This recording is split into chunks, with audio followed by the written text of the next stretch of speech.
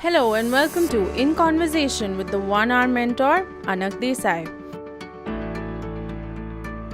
Anaggh Desai has been a suit for 30 years before he turned mentor, coach and founder of the one-hour mentor and 1+99 experience consulting. You can learn more about him across social media platforms as @Anaggh. This is a casual conversation with professionals from various fields. We ask them about their life journey and attempt to gather lessons from their triumphs and failures. This recorded show is accessible on YouTube and other platforms. So let's begin our conversation with the one-hour mentor, Anaggh Desai. Chhavi, the radio journalist and the podcaster. Chhavi's been an old friend for the last 10 years. She first took my interview for a TV station and then a podcast for a Mint or an NGO and then with Cyrus. She loves Barish and cats in equal measure from the comfort of her umbrella and her house. Welcome, Chhavi. Thank you for being here, Chhavi. My pleasure. And this is a one-hour mentor show, chatting with people from different walks of life. Mm-hmm. One thing common to all the people is I have met all of them digitally only. Really? So over the years, they have become friends, but we first met via the medium of Twitter or possibly an email, but email is also very rare, mostly Twitter and Facebook and LinkedIn. Wow. So I have a list of around 150 odd people from different categories and walks of life. Very few people, everybody seems to be talking podcast. And I also decided to jump the bandwagon, to saying, oh, this sounds good. Hari bolna hi hai kind of a thing. Before I was slapped into submission by my daughter and said, bolna nahi hai, theek tarah se bolna hai, you have to be this, that. So I gave up. Oh no. And, then I said, okay, so I need to get somebody to pay me for doing it. She said, nobody's going to pay you. You will have to pay somebody. So I said, okay. And whilst this was going on, a lot of people kept asking me questions about, how can we do from home podcasts? How can we say? So whilst I was talking to Amit, and Amit said, okay, we'll do it a little later. Then I said, if Chhavi is around, why wait for doing it later? Let me try and, get her and ask her simple questions, which can be shared with the audience. And then get questions in and maybe do a webinar under the masthead and, that maybe a little longer, kind of 2-3 hours where it's a paid webinar. Will actually support that. Like an AMA or something. That would be good. Yeah. So that's the reason why you are here. So good afternoon, everybody. Chhavi is India's most experienced podcaster and radio journalist. And I can vouch for that because 2009 was the first time she interviewed me on her podcast. And subsequently, I think it was 2015 or something. She's been in the business, so to say, at least those 12, 14 years I know her. And yes, she also did a TV interview with me. That's right. And one of very few. I'm generally behind just a microphone with no video. And so I thought, who better? If somebody's interviewed me, I might as well try and see what I can ask them questions about. She runs a boutique production house, Sonorog, where she helps people with production, runs her own podcasts, teaches, and conducts small classes also. For her classes, obviously, you will have to tweet to her and find out when she's holding the next one, given this COVID thing. But in the meantime, let's ask her a couple of very basic questions. What made you think of radio journalism in a place like India? Did Amin Sayani crop up, or since you studied in the US, the radio was very big and it's still big there. You said, okay, this is where I want to be. How did this radio thing happen? So Amin Sayani did play a role, as did things like, a request for our forces and things that used to come on Akashvani when we were little. Right. And I always loved radio. We had the radio on all the time at home. My mom would be doing stuff in the house, cooking, cleaning, whatever. The radio was constantly on. And when I went to the US, I was shocked and amazed that it wasn't just a medium for song, but also for actual intelligent conversation, news, and discussions, which of course are not allowed in India. So I was bitten by that bug that it can have so much meaning and is so powerful. And also for storytelling, like there's not, I mean, we're an oral storytelling culture. There's nothing as transformative or transportive as audio stories because you can picture them in your mind and go wherever the words are taking you while you do something else, which no other medium can let you. So I became a journalist and then moved into radio journalism when I moved back to India, partly because it was just an under-resourced field. There were and still are very few radio journalists because there is no radio journalism, so to speak, allowed on our radio waves. So I was filling the niche, doing what I love, and speaking to the rest of the world about India, which again is not many people are doing that. And then came to podcasting as an alternative to our Bollywood centric radio because I wanted options and I thought there must be other people who also want to listen to something else. That is very, very interesting. So from radio journalism, which is still in the, I would say it is still in the nascent stage. I mean, every journalist covers radio, but there's no radio journalist. No, there's no journalism on radio because the Ministry of Information Broadcasting does not allow it. It's illegal. Okay. Yeah. So possibly to make it legal, we can have some of the RJs come in on our show and you can ask them questions which we have been scared to ask them. But it doesn't quite work that way because we're still not going to be on radio. So unfortunately. On podcast. Yeah. So on podcast, Zindabad. Zindabad. Oh yeah, totally. So if I were to say that I don't have access to a studio, I just have a decent Android phone. Or maybe otherwise we'll get brickbats, an iPhone also. So no, we have to keep audiences happy. Sure. So, and particularly Mr. Malia, because he is going to keenly watch all this series. And yeah. So if we just had that, how is it really possible to have a small podcast or a small, I know I can pick up my phone and record something as a video or an audio recording and save it and use it. But would it work as a podcast kind of a thing? Besides, of course, the element of what you will say that the noise level, the editing and all of that, which is a very crucial part of a podcast. Right. So the broad answer is yes. It's a very democratic medium. Anybody with access to the internet so that they can broadcast what they've recorded can make a podcast. Okay. But it's not quite that simple, as I'm sure you'll find out, because distribution isn't exactly the same as just hitting upload and send. There are apps that do that, but then you lose a certain amount of control. It's like think about TikTok, where you can edit your videos and control what's happening versus just making an Instagram live video, right? So you want to be able to control your narrative. Most of us are not one-take wonders. We do need to perhaps rephrase something or try again. And when you're doing a podcast, it's an attention economy. If you want people to keep listening to you, not only your content has to be good, but also the quality and the technological aspects of it. It has to sound good, which is not to say that you have to take voice modulation classes, but it means you have to be a little careful about the noise, where you're recording, how you're recording, and how you're putting it together. If it sounds bad, people are distracted, they hear something else, it's unclear, they're not going to come back. Absolutely. So yes, but there are small asterisks and fine prints. And actually, I don't know if you want to edit this out or leave this in.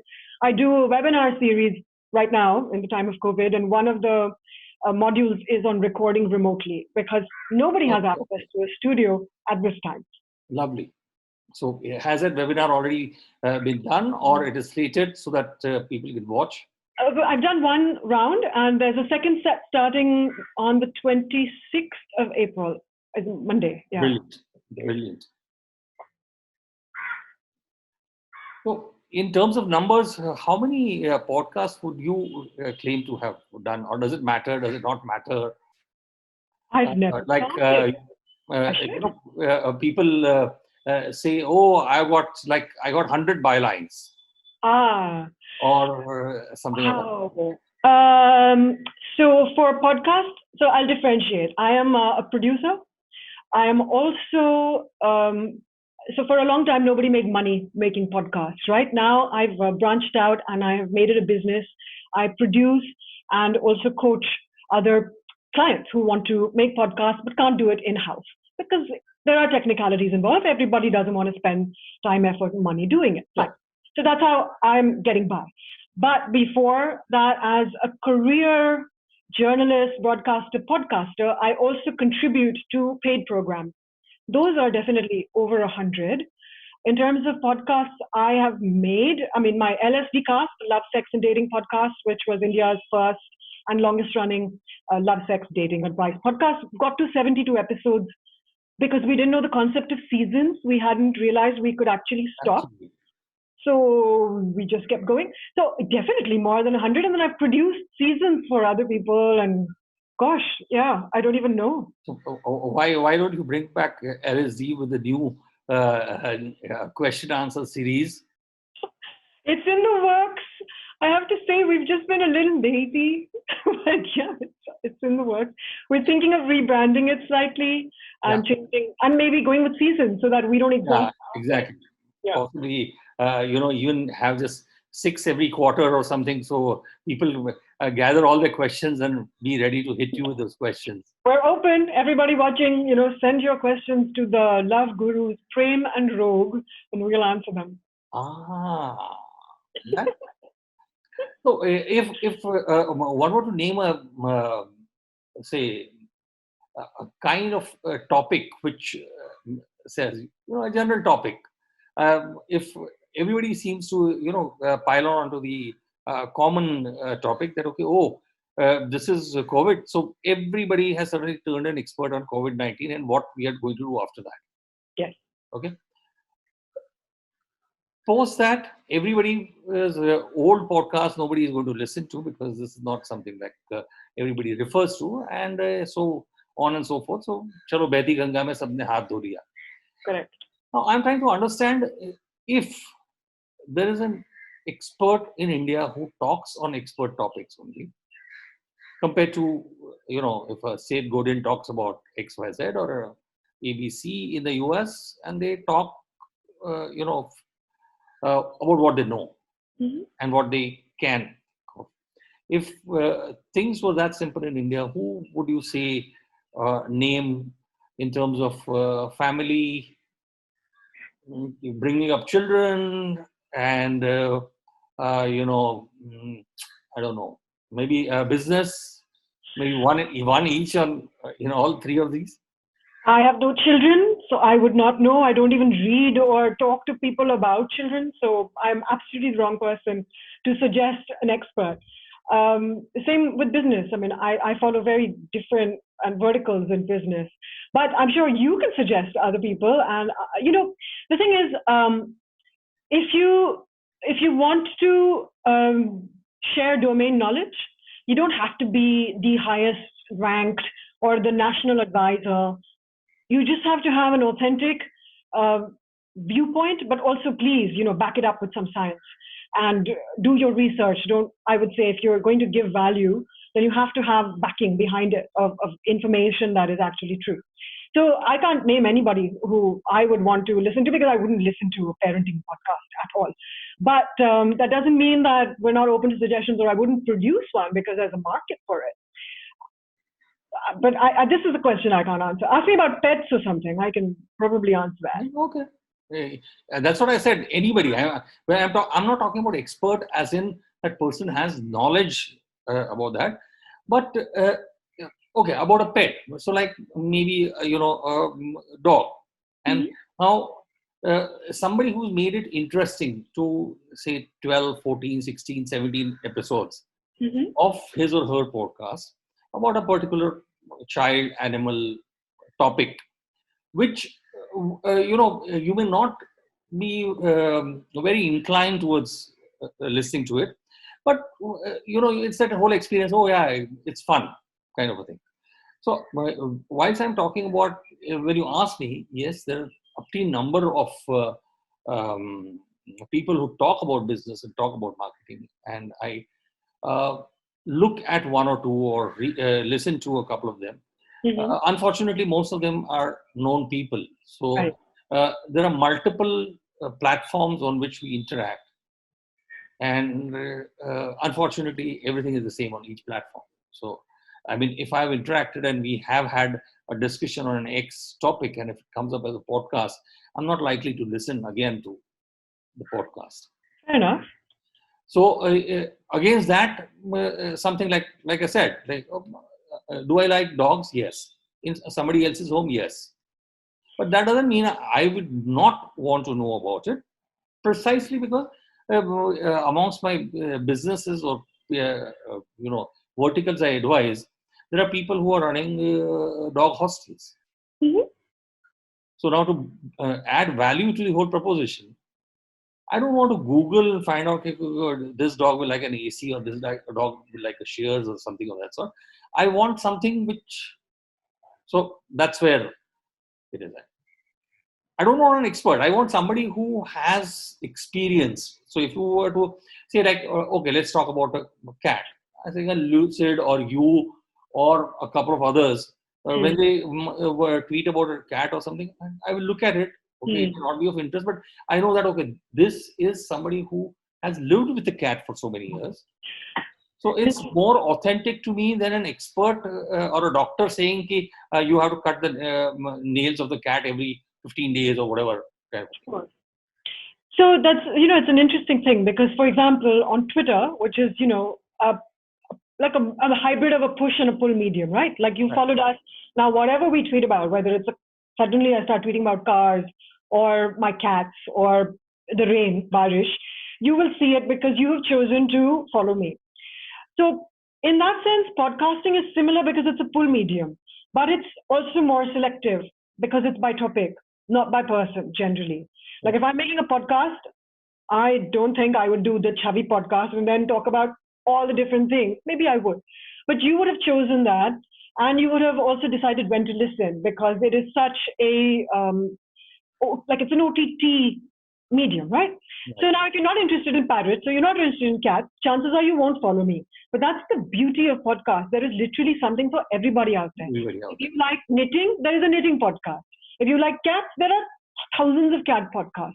And you can sample them and you can choose which one you want to be loyal to or listen to one or two episodes and forget about it. I mean, it's just like going to a library or switching through Netflix and then saying, just watch Amazon Prime now.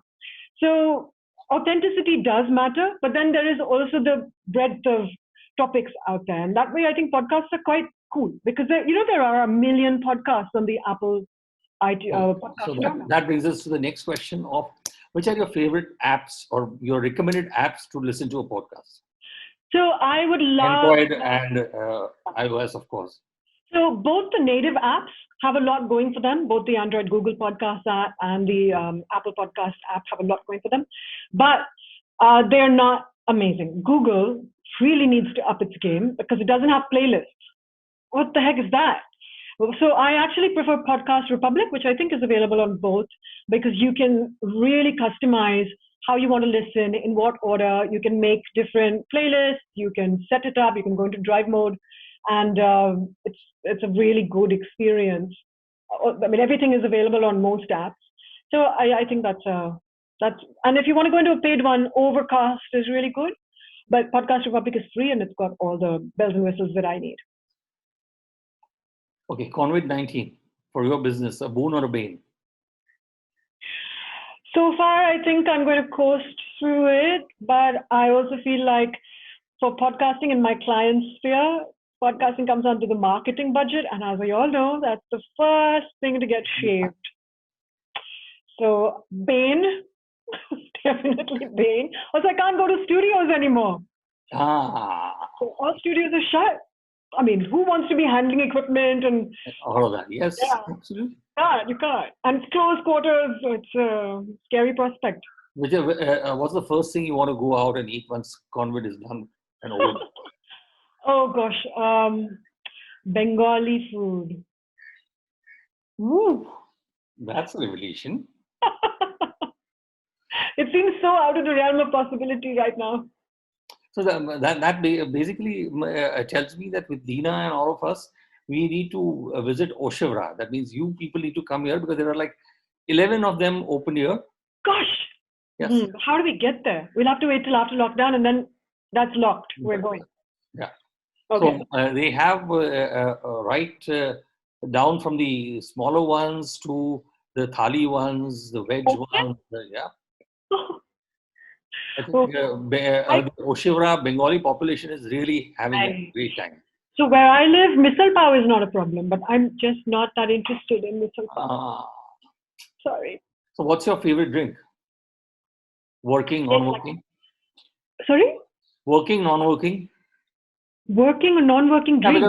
Because whenever somebody thinks of a creative person, music director, production, one always thinks they are always with the coffee mug, otherwise they don't get creative, or green tea always, or the filmy kind of a producer will always have a chamcha with his glass of whiskey or whatever it is. So I mean, those kind of and okay, we have nothing to do, so I'm imagining a lot of things. But as a producer, director, and all of that, what would you?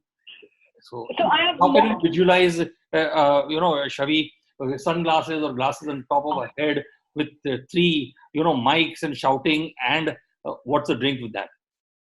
So at work, it can't be whiskey, which is post-work drink.